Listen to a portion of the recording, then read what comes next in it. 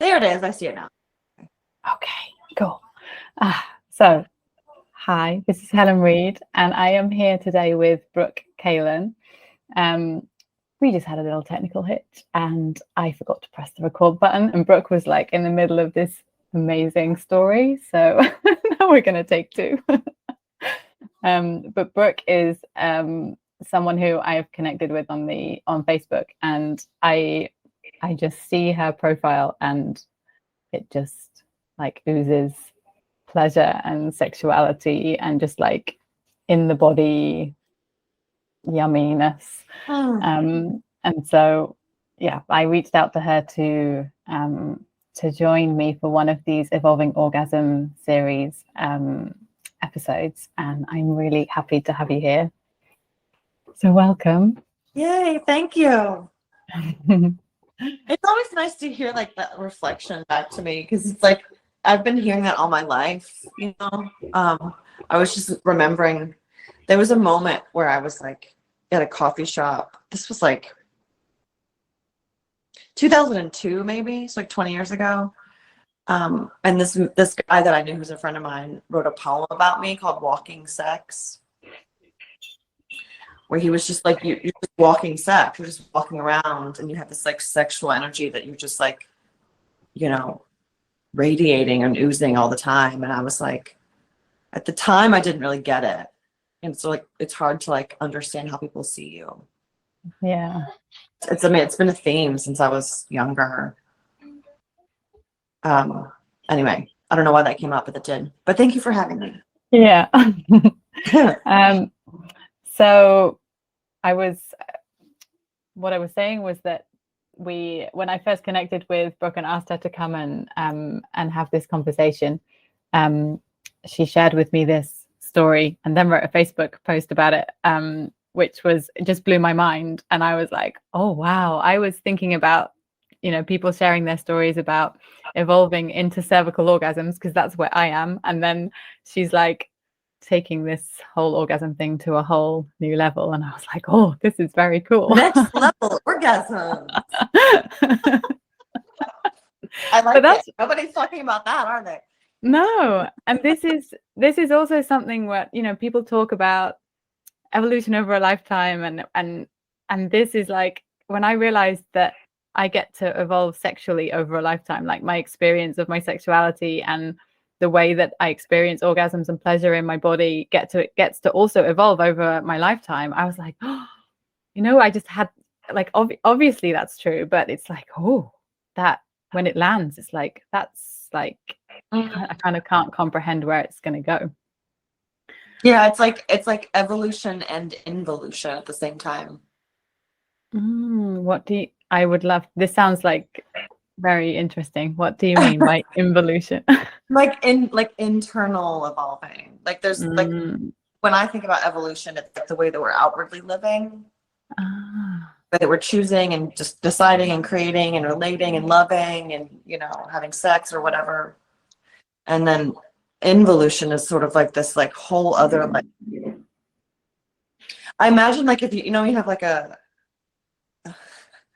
wormhole or like a black hole in space or whatever, that like everything's being sucked in, and then I would imagine that it just pops out into some of the universe. So it's like this like sort of infinity loop where it's like there's the things that are happening that are kind of exploding outwardly. Yeah. And there's the things that are happening that are exploding inwardly. Yeah. Yeah, I love that. And then is there like because when you say that, my feeling is that you go, like my experience of it, I guess, is I go into the like inward explosion, and then it kind of from there goes out and then starts to affect like my outward reality. But maybe that's not how you experience it. You know, they're so new to me. So the post that you're talking about is like, it was a completely internal orgasm. Do you want me to just like go into it? Yeah. Let's hear about it. So everyone who's listening, the post she's talking about, I had, this was the first time I'd had it. But it was about 2 months ago, I had a completely internal orgasm without any stimulation whatsoever. Like, I wasn't using my hands. There was no vibrator. There was no man. There was no nothing. It was just my body having a very, what's the word? A very like complete internal appreciation of a moment that felt like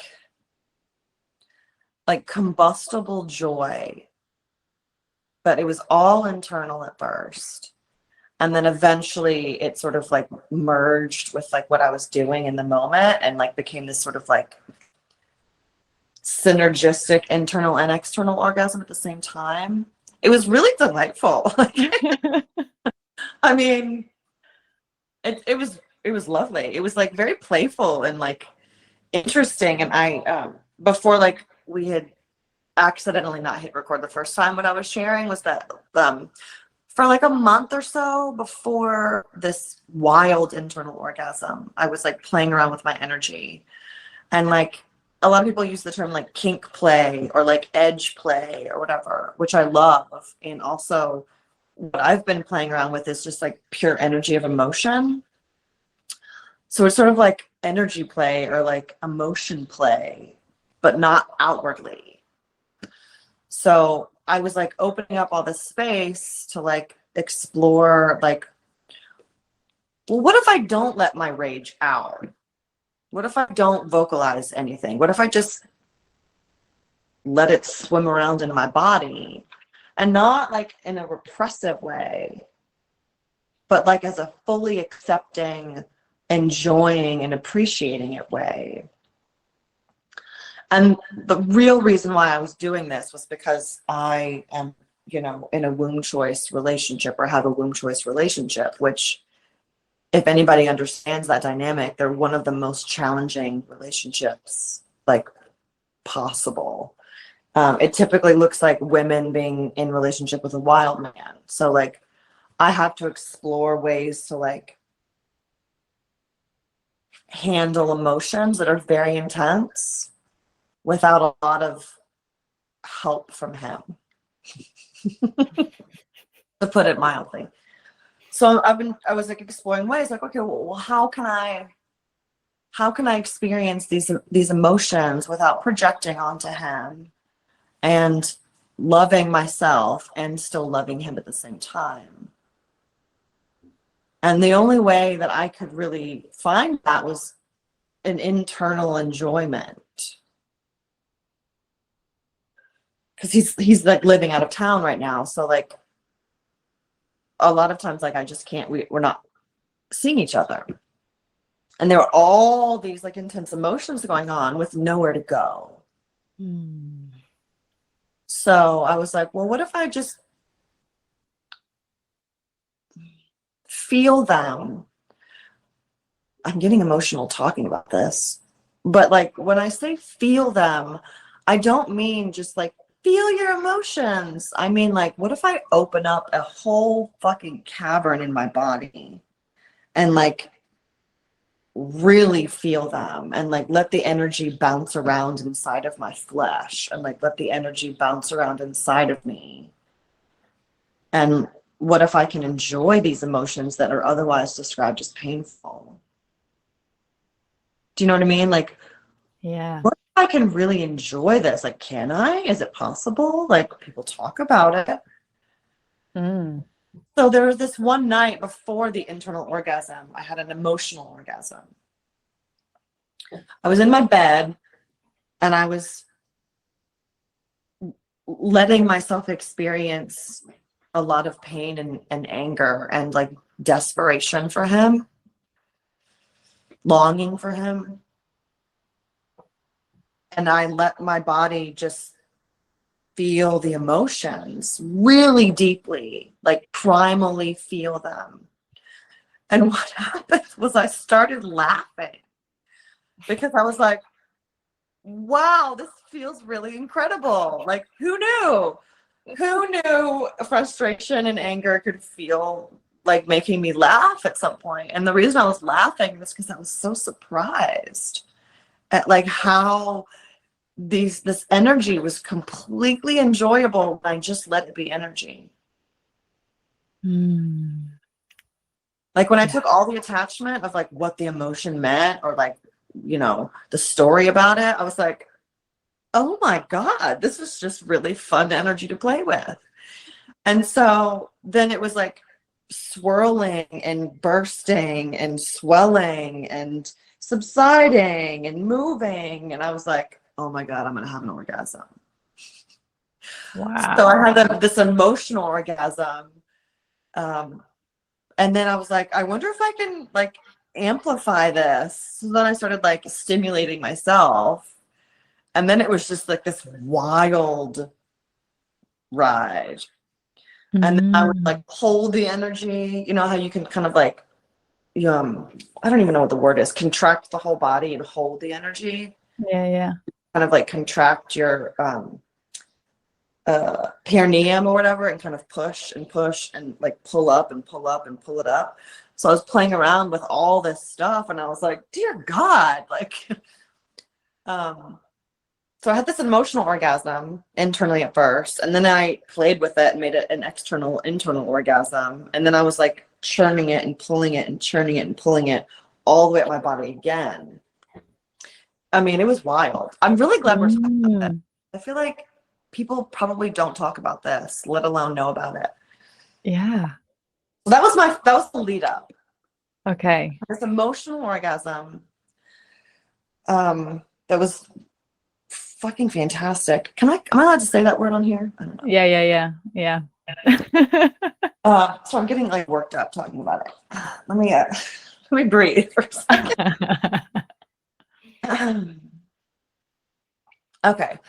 And so then, like, you know, I don't know, it was like a random Monday or Tuesday night, and I decided that I wanted to just like do a ceremony for myself. So, and when I say ceremony, like my ceremonies are very spontaneous. So sometimes it's walking, sometimes it's like lighting a fire, sometimes it's meditating, sometimes it's dancing, like it just whatever my body requires in the moment. So it was like midnight on like a Monday or Tuesday. I was in my pajamas, and I said, like, okay, body, like, what do you want to do tonight? Like, I feel like we want to do something. Like, what do you want to do? And the answer that I got, I speak to my body like I would speak to someone else, like a friend. And she just lay down. Let's just like lay down and adjust. So I have a meditation room in my apartment. So it's very sweet and pretty. It's got like netting and lots of plants and flowers and candles. And Nice. down, yeah, it's beautiful. I laid myself down. Nothing special, no music. And I just was like, okay, body, like, just let me know what you want. And then micro adjustments started happening. So when I say micro adjustments, I mean like imperceptible to anybody else who might have been watching. There was nobody watching, but if you had been watching, you would have just seen a woman on the floor appearing to not move. But my shoulders started doing these like little tiny circles, just kind of like relieving and like unwinding tension, but like in a very tiny, nuanced way. And like the message that I kept getting from my body was like, we're just going to unwind. There's like little places in you that need to be unwound.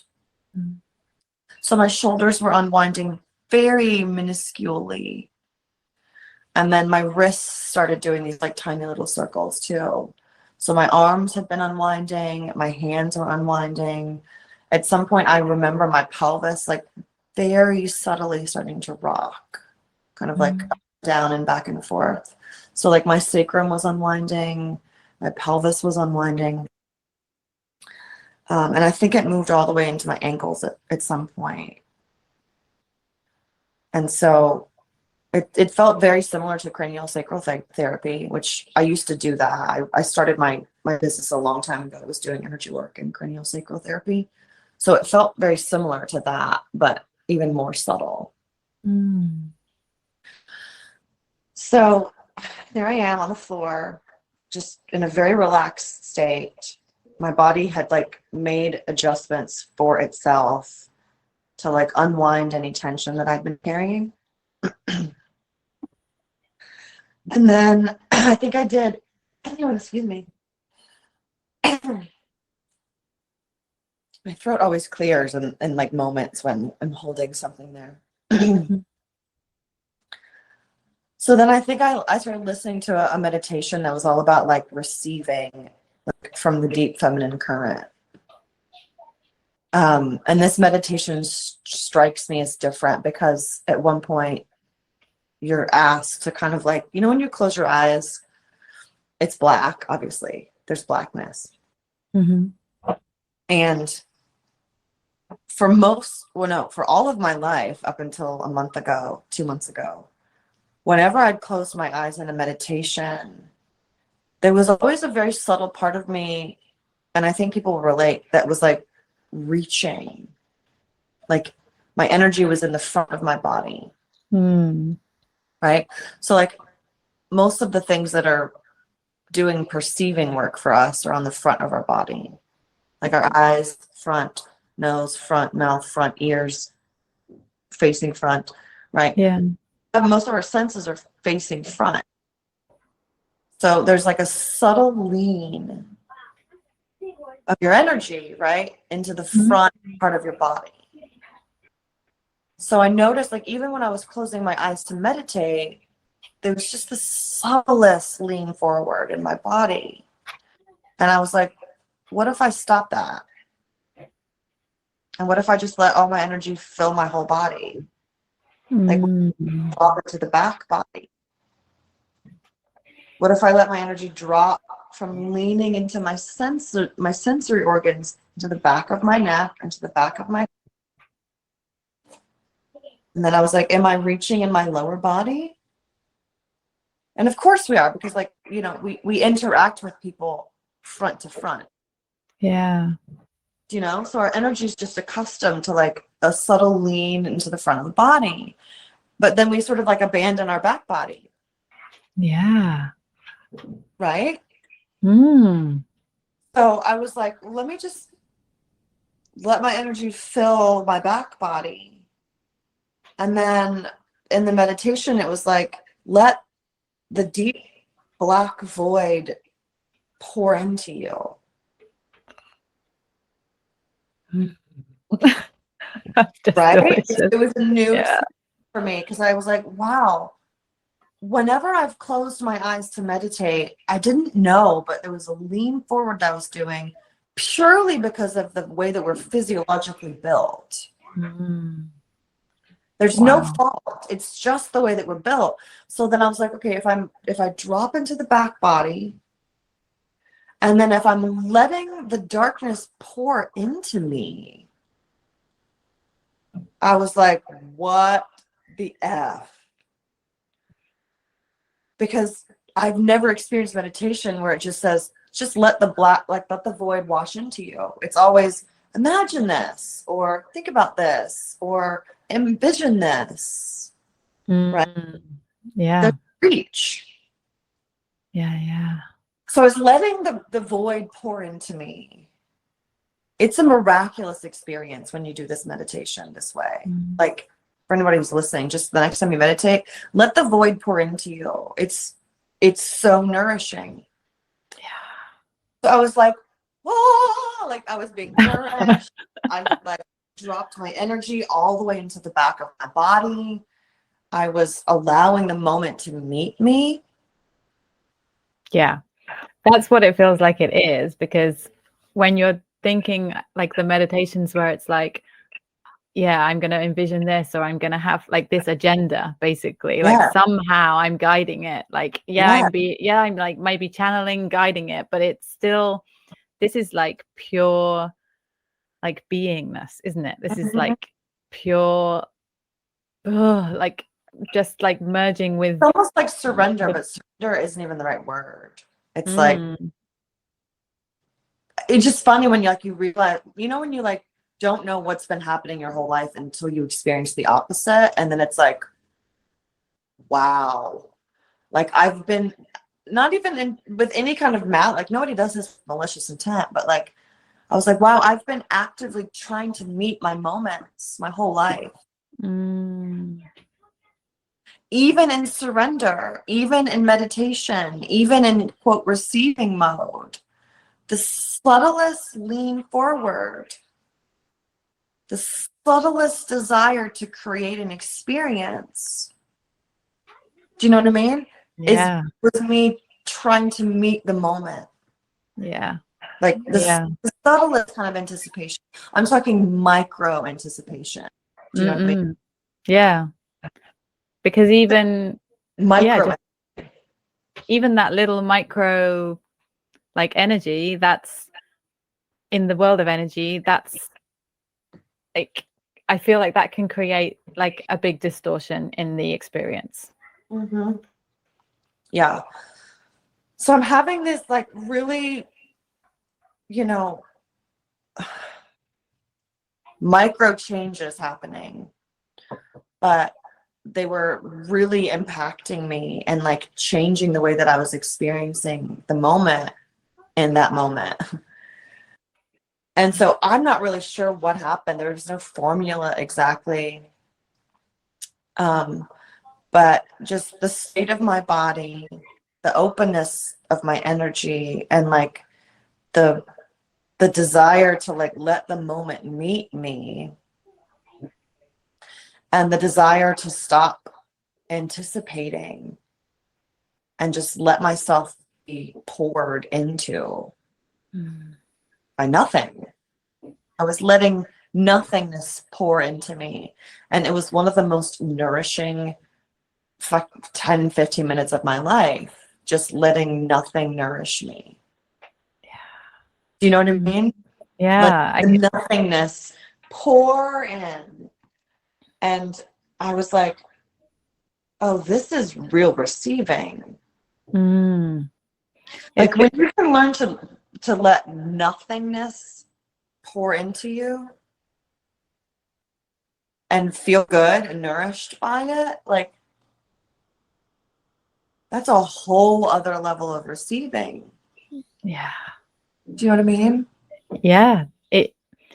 When you like, I'm experiencing this more like in my body, like as a feeling rather than anything that I'm going to be able to articulate, I think, very well. But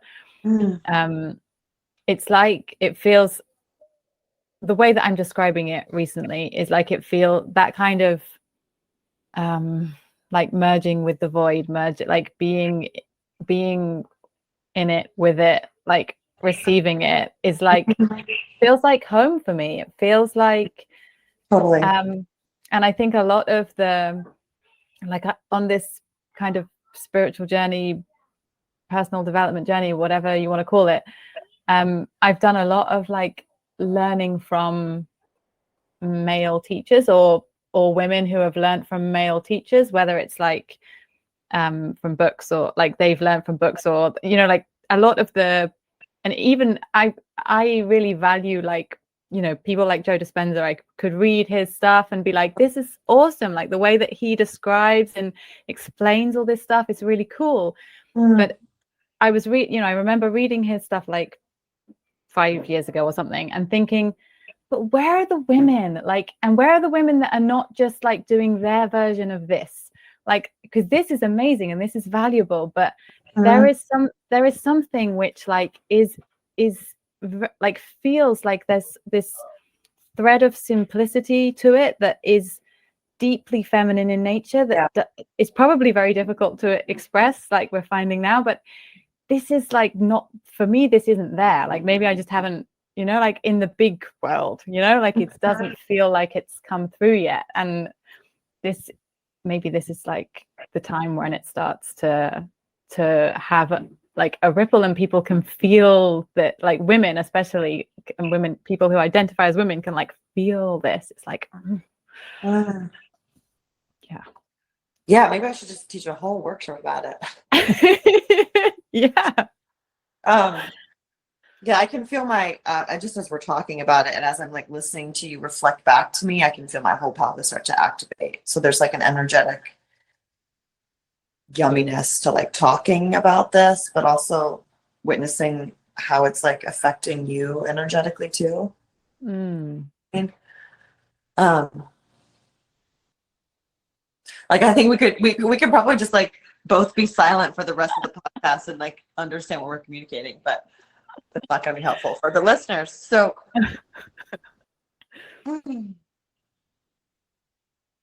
yeah, just like talking about the experience, like my belly, I'm noticing is like kind of on fire again about it. Yeah, my belly's on fire and I'm Belly's on fire. That's actually a good name. Do you want me to go on with the story? Does that feel okay? yeah. So you had been experiencing the void like pouring into you. Yes. So at some point, I felt complete. Like I could feel my energy. When you notice your energy completely drop into the back of your body, it's like this is where word choice gets kind of funny. It's like a whole other level of relaxing. It's like falling back onto a throne. Like being completely supported by this whole other kind of throne almost. And from that state, it was just kind of like, this was the first time I'd really experienced that. So I was like, wow, this is wild. Like I feel myself almost like my backbone was being met by a whole other kind of backbone. Like I felt completely supported without doing anything. I felt completely nourished without doing anything. All I was doing was allowing the nothingness to pour into me and micro adjusting my energy and my agenda to like dissolve. Yeah. So I had this experience of like, oh, this is what it feels like to have the moment meet me. And then I realized, gosh, I wonder how many things I've missed in my life. I'm going to cry a little bit because I've been actively trying to meet the moment instead of letting it find me or letting him find me. Like, you know what I'm saying? This is a whole different level of like, you don't have to go find love either. That's a lean forward. It's a trying to meet the moment. It's like, what if you just relax into love finding you? Yeah. Love meeting you. The man meeting you, right? Consequently, like I think it was like maybe 3 weeks after this experience, I met a man who was like, I've been looking for someone like you. I feel like I manifested you. And that particular experience did not have a future for me, but like it was really interesting. I was like, yeah, he was trying to meet me. Yeah. I got met. Do you know what I mean? Yeah, Anyway, yeah. so I'm in this moment meeting me.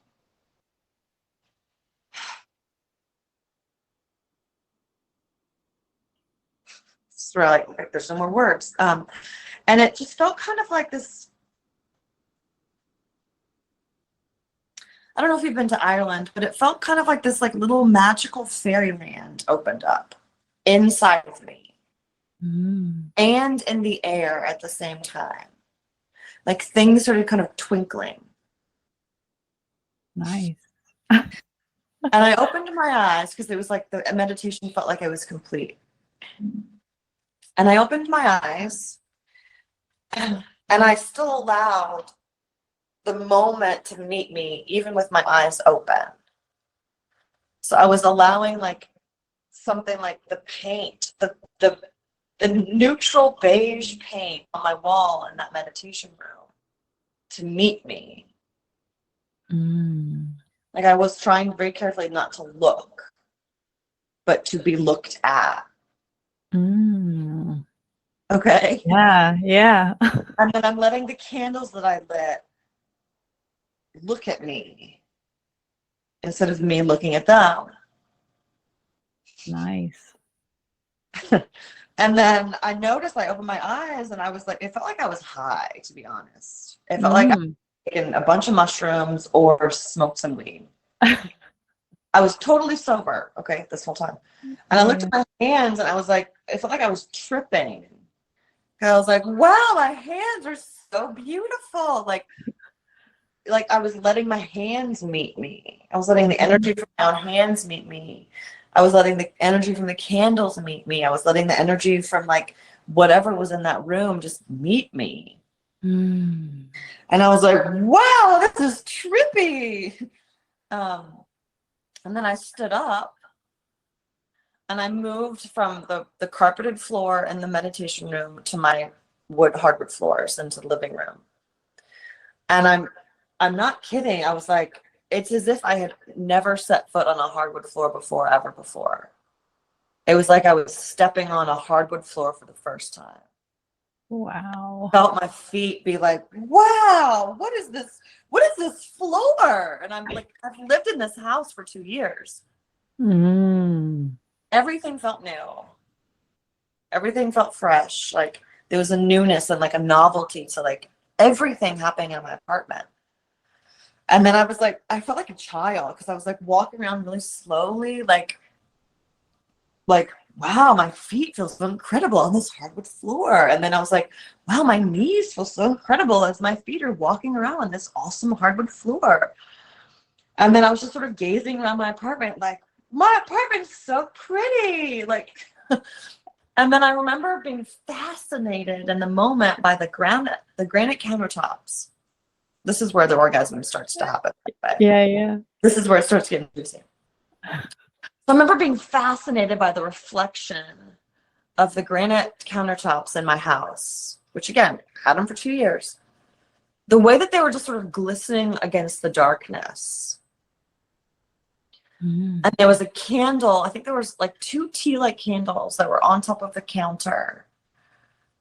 And then I was like fascinated by the granite countertops everywhere in my kitchen to the point where I was like feeling them with my hands, like, oh, these granite countertops. And then I was obsessed with like the coolness of the stone on my hands and how like, you know how granite kind of like sweats a little bit? Like when you put your hands on it, it's like sweat. There's like a moisture that happens. Yeah, yeah. Oh, the cool moisture of the granite countertops on my hands. Like, it was so miraculous. And then I even remember like grabbing a Luna bar or whatever because I was getting kind of hungry. And I eat Luna bars every day. What are Luna bars? Luna bar is like a granola bar kind of. Oh, okay. It's like an iced granola bar or whatever. Hmm. And I remember being like, I'd never tasted this lemon ever before in my life, even though I'd had this kind of Luna bar every day. And it was something about like, you know, the lemon flavor. I was like overwhelmed by the lemon flavor. Again, all ordinary things that I experience on a daily basis, but something about the meditation that I'd done just opened me. And then I was like leaning back on the granite countertops and feeling the coolness against my back. And then I was just like, you know, slapping the granite countertops with my hands and feeling how that felt. And then at one moment, I looked up because the way the tea lights were reflecting up onto the ceiling for whatever reason mesmerized me. And I had like a big bouquet of flowers on the kitchen island. And the tea lights were like casting a shadow of the flower bouquet up onto the ceiling. Mm. So there's this like sort of miraculous looking shadow on the ceiling. And I was like, I want to touch it. Again, totally normal thing. I was like, I need to touch that shadow. I want to put my hands all over it. Mm. So I jumped up onto the kitchen counter to the island It's one of those big islands in the middle of the room. Yeah. I jumped onto the island. I put my feet flat on the granite countertops. And then I was like, whoa, my feet on the granite countertops. So I'm standing there with my Luna bar in my left hand, like a child. Do you know what I mean? My Luna bar in my left hand, my right hand is totally free. And I'm standing on this granite countertop and I'm looking up at the shadow and my body starts to undulate. Like there was so much joy and anticipation. So I remember how I had eliminated anticipation in that meditation. Yeah. Now I was like, I was letting it happen. So I had this anticipation of like, what's it gonna feel like if I touch the shadow? Like it felt really interesting for me to touch the hardwood floor that I've never touched. The granite countertops felt like a magical masterpiece. Like, what's it gonna be like if I touch this shadow? You know what I mean? So I'm standing there and my pelvis is rocking and I'm undulating and I'm letting this emotion churn in my body. And I let myself just stand there for a second because I was like, I'm about to come. Like, this is an orgasm about to happen. So I was like, let me just ride this out for a second. I was like, I'm not trying to climax yet. Like it felt really good. So there I am standing on the kitchen island, barefoot, undulating about a shadow. Right? Yeah. Pulsing about a shadow. As you do. Yeah. As one does, on a normal Monday. Pulsing and undulating and giggling and, circulating. And it's just like all this like energy was building and building and building. And then finally I reached my right hand up. It's like making me giggle just thinking about it and like conjuring the memory. And then I finally put my hand on it was like a very cool temperatured ceiling. It was like a light, I'm looking at it right now, like a light green ceiling with the shadow cast on it. And I reached up and I touched the ceiling and I was completely flooded by, like, I don't even know what that emotion was. Just giggly, giddy, fulfilled, like almost like cheekiness.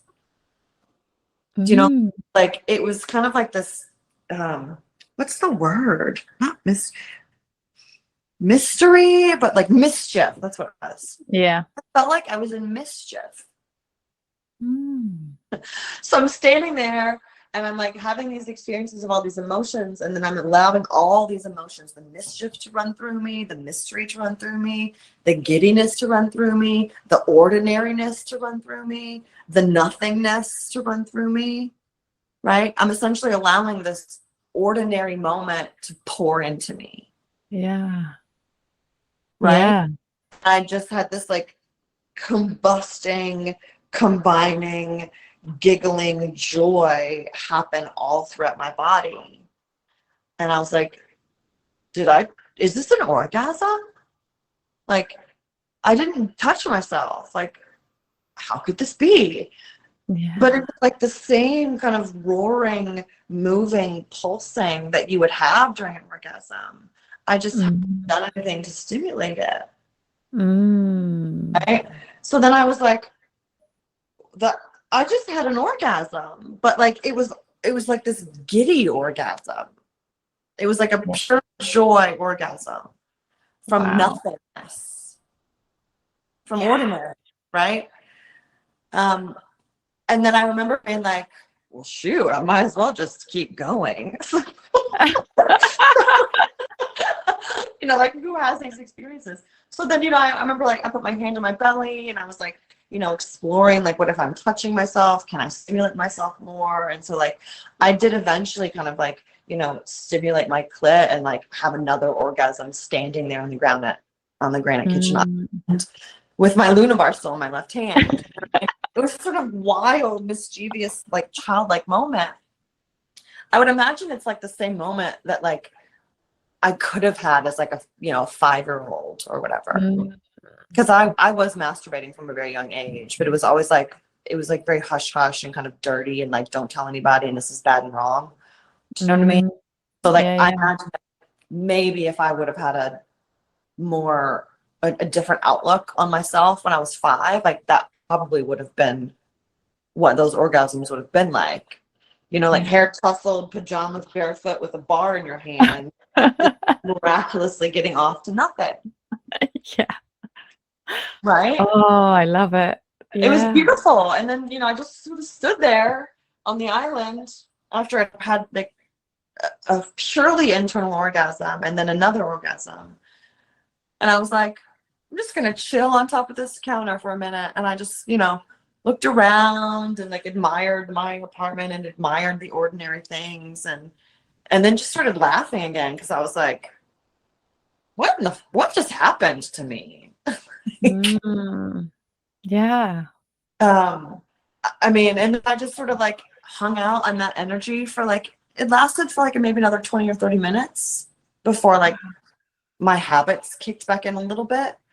But it was a miraculous experience for me. Wow. It was so fun. Yeah, it sounds very fun. It was so fun. So that Thank you was for my sharing. present story. Yeah. And then I, you know, woke up the next day and I was like, I bet this is important. I have this habit of just like brushing off extraordinary things. I was like, I think this is important. So then I like, I'm gonna write a post about it. And I think I even intentionally made the post public. It was a huge deal for me too. And so that's how you found me. Yeah. It's thank you for sharing. I like it feels to me like so it's so simple, so delicious, so like you were kind of like and correct me if I'm like interpreting it wrong. I don't want to put like words in your mouth, but it's like feels like you were kind of receiving your home like for the first time. Like it was like, yeah, I've been here as like an active participant, and now I'm in this like energy where I can like really receive every little inch of my space with it and like be nourished, really nourished by it, like at a cellular level. Like it just felt like, oh, this is totally orgasmic. totally. Yeah, it's like micro receiving or something. And it's allowed me to like, you know, in relationships with wild men, for example, for anybody who's listening, like there can be times where you're not really quote receiving anything. Like they can be ghosting or disappearing or like out of town or just it's the nature of this dynamic. So like it was kind of motivated by me wanting to like continue to be in a loving, receptive state with him, even if I wasn't hearing from him. So it was like, how can I stay receiving when there appears to be nothing to receive? Right. So it kind of stemmed from my desire to explore how do I stay in a loving state when it appears as though there's nothing to love. Like I'm not getting a text or a phone call or you know, sex or whatever for a period of time, but I still want to stay in that state. So that's where it was motivated from. It was motivated by this relationship and this womb choice dynamic that I'm exploring and have been for the past couple of years. But so like, I love that you said you were receiving your home for the first time, because it's allowed me to receive men better too. It's allowed me to understand like there's so much to receive even when there appears to be nothing. Yeah. That's like the most powerful thing that feels that there is to me. Like this, when you strip everything back and you go into the nothingness and you realize how much there is to receive from the nothingness, and then you can receive like from All day anywhere. long. It relieves the pressure and the expectation of needing to have someone do it for us. And like, I'm not saying that like I'm not going to be receiving from a man ever again. That's not the point. But like it alleviates, because when you're in certain kind of relational dynamics, you can put a lot of pressure on it or put a lot of expectation on it, which pushes that away. And I knew that I was doing it, but I couldn't understand how to not push away subtly until I was fully understanding, like, oh, I can just receive anytime I want. Yeah. And you won't, Yeah. even when so it's also like this whole other way of relating to people and to men. And, you know, I have a deep appreciation for men and for this man and, you know, men in general. That's something that I've been actively working on for a long time too. Because I used to be someone who did not trust men and had lots of bad things to say about men and thought men were the bad guy and thought, you know, all the men in my life were to blame, blah, blah, blah. Mm. And grew up, you know, like that. Yeah. All men are shit. Where are all the good men at? Men are assholes. Blah, blah, blah. I don't believe that for a second anymore. Not even a shred of it. Yeah. So that's like where all this was motivated by, was like, how can I deepen my love when it appears that I don't have something, a stimulation, right? Nothing on the external is stimulating me to deepen my love, but how can I deepen it anyway? Yeah. Yeah. If we all asked ourselves that question every day, like, can you imagine? What's beautiful that that's how it happened too. Like I was not stimulating myself and I was having an explosion of love inside of my body. Yeah. Yeah. Right. Yeah. Oh, there are so many things in everything that you've shared that I feel like, oh yeah, this, like, I'm gonna see where we go. But so many threads that I feel like are a whole, like, you know, like book in themselves. Yeah, there's just like fractals spinning out everywhere. Yeah.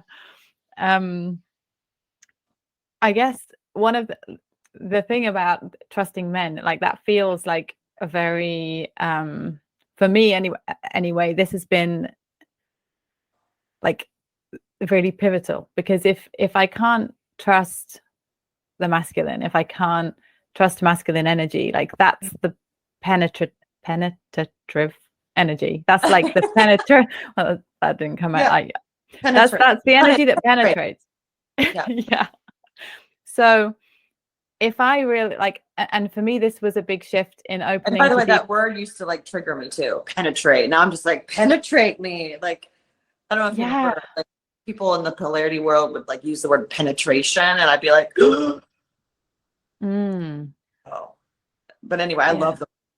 So. Yeah. And this is like, I was very like closed off to penetration. I was like the one penetrating. I was the one going out there very actively. And you can't have like two people in a relationship penetrating, whether it's like my relationship with my husband or whether it's my relationship with God, the universe. Like there's only one side is penetrating, and if you're both trying to, then it's just like clashing all the time. Yeah. And it feels like this, like two penises butting heads. Literally. Yeah. And so a lot of this journey for me has been really like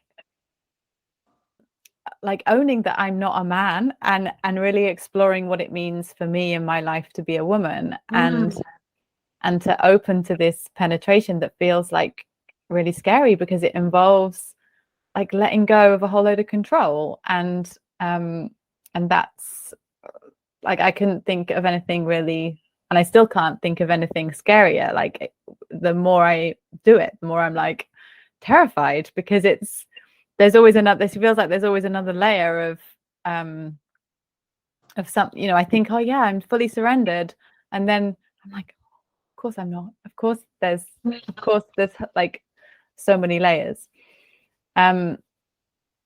So like, were there any kind of challenges or like things that like were kind of big obstacles for you in your journey that meant that caused you to like go and explore your relationship with men and the masculine? And how did that change? How did you go from like being triggered by penetration, the word penetrate, to now You know, as having you're talking, I was noticing like all the fears that I had about trusting men and all the control issues that I had developed because I didn't trust men and I didn't want to open to them, or I thought they were bad, or I thought they were going to hurt me or whatever. I have been hurt zero after having decided to surrender and trust men. Really. I've been hurt thousands of times in the act of trying to control it. And I've never actually said that out loud before. I've never realized that. Sorry, my cat's having a little tantrum there. Are you okay, baby? Okay. What obstacles did I face? So I mean, I could go all the way back and say, you know, my father passed away when I was little. There was a lot of trauma there for me. He had a brain tumor before he died. So there was like a personality shift. He became kind of violent and aggressive before he died. There was abandonment when I was a child, both like physically from like the abusive relationship between he and my mom, and then them getting separated and divorced, and then him passing. There was this like sort of like triple abandonment thing that happened for me. Okay. That I didn't even understand until, you know, my 20s probably. Hey, London, come here. So we're gonna hold him. He's being weird. But I didn't really understand until my 20s. And then I had been raped a few times in college. I mean, I had your typical sort of like traumatic experience. Well, it's a terrible way to say it, typical. But I had like abandonment from childhood. I had been raped in college and then out of college also. Had like buried a lot of those memories and like they didn't resurface until later. So, and I had never really understood how to have a relationship with men, even in high school and college. Like I never had boyfriends. It wasn't because I didn't want boyfriends. It's just for whatever reason, like it appeared as though men didn't want to love me. But again, that was my blueprint from childhood, was like when you have a man literally disappear. Yeah. And I was 7. So like I didn't understand how to process like daddy's here one moment and then he literally vanishes forever. There's a blueprint there that like men vanish out of thin air, which later on turned into men ghost, literally like ghosted me, like would just vanish out of thin air, right? So I had a lot. I mean, relationships were painful for me. Like a lot of them were excruciatingly painful for me. And really, I'm 43 and I've probably only experienced 1 or 2 men in my life who like really loved me, who poured into me, who like were loving me, right? It was mostly a lot of like me wondering why they didn't love me. Me wondering what I was doing wrong, or why I wasn't pretty enough, or why I wasn't good enough, or why I wasn't smart enough, or what was I doing wrong that these men didn't love me. It was very painful. Like, Yeah. I mean, 20 years of that. It's very painful. So I had plenty of evidence to support the men suck theory. Yeah. You know what I mean?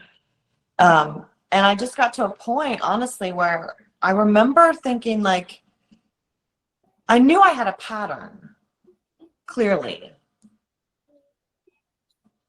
And I knew that I was the common denominator in that pattern. But I didn't really understand how to change my pattern. Like I tried therapy, it didn't work. I tried like relationship coaching, didn't really work. I tried everything under the sun that like one would imagine would help a relationship pattern. None of it worked. And so I was like, I'm doomed. I've got a curse. Like, what's wrong? Like, I'm doomed to be alone forever or whatever. And then it was this man, honestly, this womb choice. For anybody who's listening, like, the womb choice is a very specific relational dynamic that happens. It's not a typical relationship dynamic. It can't be treated like a typical relationship dynamic. Anyway, I because of him and because of all these like projections and feelings and thoughts and like patterns that were coming up as a result of being with him, all of my wounds were triggered actively. And I could see myself overreacting to things and pushing him away. And at the time, I had like just started to see some people on social media talking about womb choice relationships and wild men and all the things, and how like there's nothing wrong with you. Like these patterns are there for a reason. And I was like, well, that's a new approach. Because everyone else I've been talking to was like, you need to fix the thing in you that's causing the patterns. Mm. Right. And this approach was like, there's nothing wrong with you. This is totally normal. Mm. This is what happens with your particular dynamics. And then I started realizing like, oh, I have been picking wild men my whole life. Huh. Have any of them not been wild? Not really. Huh.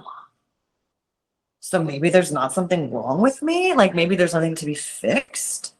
And I was like, huh, this feels exhilarating. So anyway, like long story short, I just started approaching my pattern with men from a completely different perspective. Mm. And changed the way that I had been relating to them. And changed the way that I felt about them and saw them and perceived them. And like, you know, moved from a woman who was like very like sort of defensive and intellectualized and masculinized, to be honest, right? To just like, I adore men today. I really do. Even men who are typically labeled as assholes, like I adore them. And it's not like a diluted adorer. It's like I genuinely can find ways to adore them. Mm. And it just, I mean, even saying that out loud, it makes me really happy. Yeah. Able to get there because it was miserable living the other way. Yeah. It's miserable hating men. It really is. It's terrible. Yeah. Yeah. It's miserable being scared of them, but also longing for their love at the same time. Like that's a terrible place to be in. Yeah. Yeah.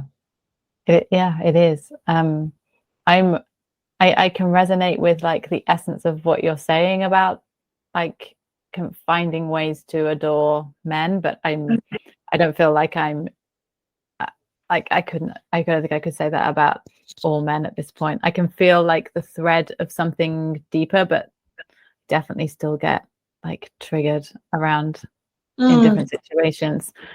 But it feels like I met my husband when I was he was 18 and I was 20, so we were at university and we just met on the first day, and then we've kind of grown up together. But it's like a different situation. But he went from his mum who mothered him to me who mothered him, and so my like experience is like, you know, like he, instead of being like the wild man, he's like, he is kind of like, now I'm seeing like his wildness come out, but he was like always wanting to please me, you know, just like the typical like mother son dynamic. And apart from the bit at the very beginning when it was like, it was quite wild, then it went just like, and then we had kids, and then it was just, everything was just like, oh, this is like, I love you, but this is flat and not like that. Yeah. But it's interesting that because he has this like wild side to him. He's never, even though he's been in this people pleasing thing, he's never like, he's gone a completely wild route. Like he comes from like a very conventional family, but he's a DJ and producer, and you know, he's been warned that he couldn't possibly like make a living from doing something that he loves, and so he's always, and he's never compromised. Like he never would go and say, okay, I'll go and do this for, you know, to earn the money. Like he's very, so he is wild in many ways. But what I notice is that, and now I'm gonna like loop back to the bit where you were talking about like emotional, like when there's a man with you who can create a situation, like the situation or the dynamic between you involves like very intense emotions in your body. And then when you were talking about like almost playing like ping pong and like kind of playing with this like rage and this anger and this frustration, like this I resonate with very deeply, and I want to talk about it because I don't hear many people talking about this kind of thing, like, and for me it feels like getting like really intimate with these energies, like really like close with them. And yeah, that's a good way to put it.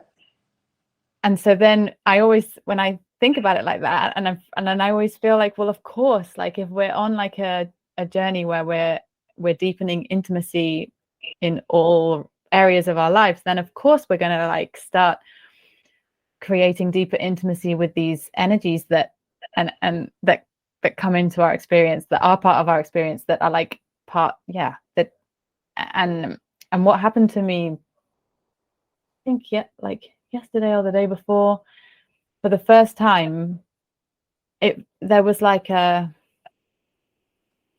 like with one, I think it was grief. It wasn't like rage or anger, but it was like I could feel like it almost had like a skin, and like I could feel the sensation of like touching this emotional energy that was like in my body. It was like, and it just felt so, yeah, intimate. I can't think of another, like a better word to describe it. It was like, and I really resonate when you say that it's not like this, you can externalize rage, and like I definitely sometimes do that, and that, like, that feels good. But then playing with it on this level, when it's like, oh yeah, like I'm just allowing this, and like allowing it to meet me, or meeting it, or whatever. But it's like when you strip back all of the stories, then it can be playful, it can be intimate, it can be like all the things, and it feels really important to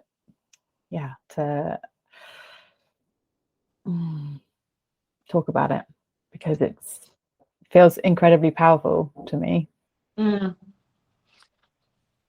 Yeah, and I noticed something too, like, when we're going into like obsession about something, or like obsessive thoughts, or like oftentimes they can feel like intrusive thoughts to me, like ones that I can't stop. What I noticed is that, this is going to sound strange, those like sort of obsession, like obsessive angry thoughts about a person or an experience, like, are actually just like, how do I say this, the byproduct of not experiencing an energy in your emotion fully. So like, if I was experiencing like some sort of longing or anger or rage or something internally, and like wasn't fully just like allowing that energy to just like move around, like it, like basically like that energy, when it's not allowed,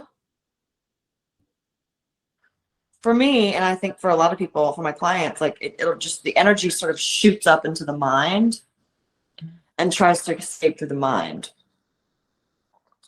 But it can't, like, energy can't escape through the mind, right? It gets looped. So I noticed like, oh my God, my obsessive thoughts are just the accidental looped byproduct of energy that's been trapped in my body that can't get out. So like anything that I was doing to like stop the obsession or stop the thoughts or stop the intrusion or whatever, like none of that was working.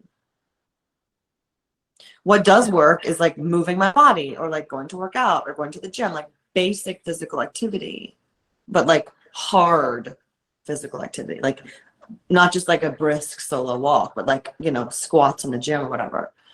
Or like really allowing the expansion of those feelings. And like, so I'm getting better at like, even in moments that used to trigger me, even in moments with men that used to like infuriate me, even in moments where I would be justified in reacting. I don't as much, not nearly as much. And it's one thing to say that I don't react outwardly, because there's a discipline there to be like, oh, I'm fucking reacting, but it doesn't belong to him. Stop yourself. Like, don't talk about that. Like, that's not for him. Like, your rage is not for him. Like, it's not appropriate to put that on somebody, right? That's one thing, to like kind of stop the external expression of a thing. But it's a completely different to be like,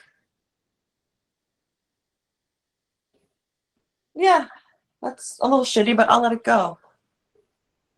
But like, mean it. Yeah.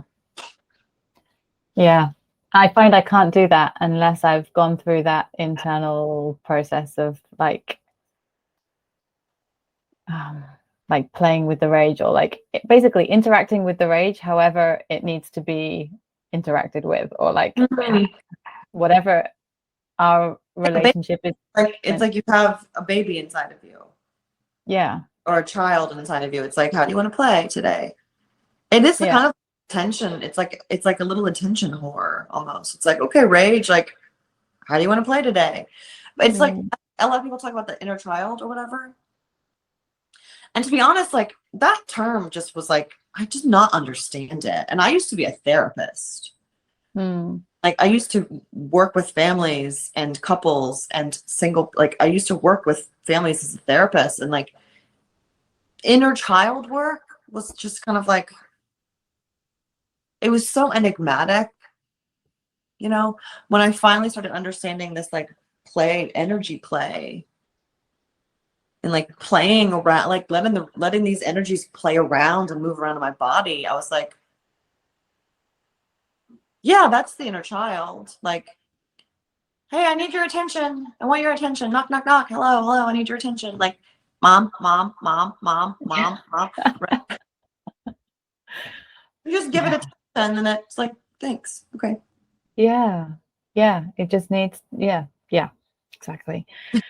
And this could feel like very unrelated to having like deeper orgasms, but for me this is like the work, because this is the stuff that opens, like, if I open myself to being penetrated by my emotions, then I get to be then everything else ripples. Like, there is like all the way through my journey that I just see themes, like they just unfold, like the same themes in every area of my life. And this emotional work has been so, and continues to be, like super central. And I feel like I've said this before, but like underneath the cervix there's apparently like a acupressure point which connects with, which is to do with heart opening. Yeah, I've heard that. Yeah. And so it feels like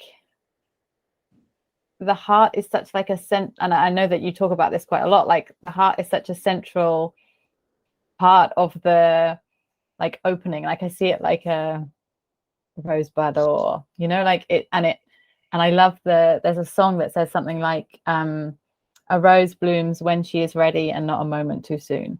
And I love that, because it's just like, but this opening this flower, I feel like, is reflected in the cervix opening. And it's like, this is in terms of the internal orgasm that involves penetration at this stage, or maybe not, and then goes on to then be on a kitchen counter without penetration. This is like this. Yeah, I will say there was a tremendous amount of like heart opening work that I had been doing for like a year before any of this happened. Like I was noticing the guards that I built up on my heart.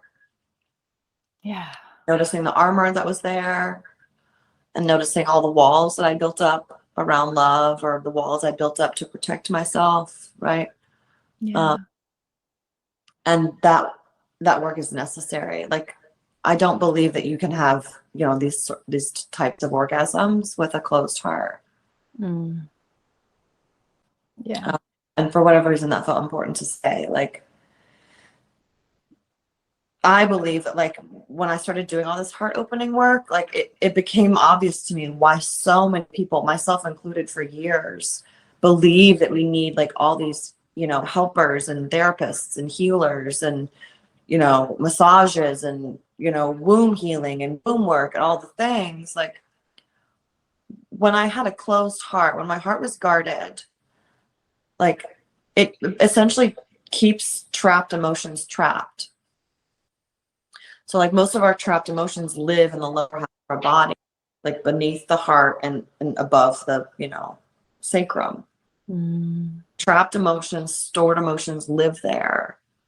And so if your heart valve energetically, right, is closed, if that part of your body is guarded like a wall, like a prison, like guarded, then those emotions, the natural state and desire is to move up and through and out the mouth, like to be expressed verbally through the tone of voice, right? There's a move it, and then it wants to come out as speech or a sound, right? If the heart is closed, it can't go that route. Emotion can't go that route. Or they can, but because the energetic valve of the heart is so close, you're just getting trickles.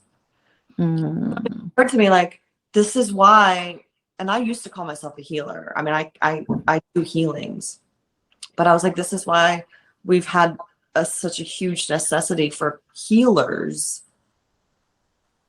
who assume that you have to like remove or clear or release these emotions by using somebody else to help you. If most humans have a closed heart, the emotions can't be healed in their natural way, which is through the heart and out the throat. Right? Yeah. So it created this like bypass. Like, well, it's like if I were an emotion living in the body, it's like, well, we're trying to escape, we're trying to get out, we're trying to release, but the normal path is closed. So I guess we're just gonna cycle around in here and keep cycling and keep upsetting them and turn into liver issues and create a gallbladder problem. Like, we have nowhere else to go. Do you know what I mean? Yeah. So healers have become accustomed to like, I'm going to clear and release your repressed anger. Let me pull this out for you. When if you have a closed heart, that may be necessary. But if your heart is open, you have a very natural cleansing system built in. Yeah. It just comes right through. Yeah. Does that Yeah. make sense? Yeah, it does. I wouldn't have been able to have these like wild orgasmic states with a closed heart. That's my point. No. Because the emotions be able to like move and change and breathe and bounce. Like, you can't do that with a closed valve in the middle of your body. Yeah. And at the end of the day, emotions are energy in motion, and an orgasm is energy. So like the whole thing has to be connected. Like, it's and what I've noticed now, you're talking about sound, is like, as my orgasms deepen and like evolve, the sounds that come out of my mouth when I'm having these orgasms are like, and now I don't hold back. I live like in the center of a town, in like a small town in the south of Spain, which is like pretty conservative, but has its like hippie culture. But like it can be like really late at night, you know, or like while there's restaurants out here, and I'm just like doing my thing because it doesn't feel, I can't hold it. I'm not in control of it My at all. sound changed too. Like one of the guy, well, the womb choice or whatever. The last time he was over here, he was like, your sounds, wow, like you're so vocal, like I love it, like I don't know what's happening, but like this is a totally different thing. It was like, I know. It's nice though, like when your body connects to the voice like that, because there's opening that happens. And like I'm like the tone of my voice, like I can not just play around with the energy, but I can play around with the sound of my voice. I can change the tone of my voice if I want. Like I can deepen it, I can make it sound like a baby prostitute. Like I can play around with these like sounds coming out of me too, which is like really fun. Yeah. Because then you can kind of like role play. Yeah. You know what I mean? Yeah. Fun. I just looked at the time. I was like, oh my God, I think we've been like talking for. I've been talking about it. Yeah, I feel like this is so juicy, and I could chat for a very long time. We'll have to do another one. Yeah. There are a lot of fractals that were available to talk about. Yeah. Is there anything, as we like reach kind of completion, is there anything else that you feel like you want to express, or if and also maybe you could share like where people can find you? And I feel complete for today. I feel like there's always more to talk about, but I do feel complete for today. That was super fun to like talk about, by the way. It's like nice to have a conversation about it. That was like very thorough. And interestingly enough, like this whole journey with like this man and my experiences and my desire to like return to like my true nature and like have these like energetic experiences. And I mean, I've been exploring this for 2 decades, but like it's really come to a head. It's really come to a head recently. Also, like blowjobs will get a lot better too as you're like really like allowing yourself to receive and like enjoy things. That was a side note. I love talking about doing that. We can have a whole podcast episode on just blowjobs. Yeah. So I have this like framework that I trademarked recently called Primal Genius, which is like,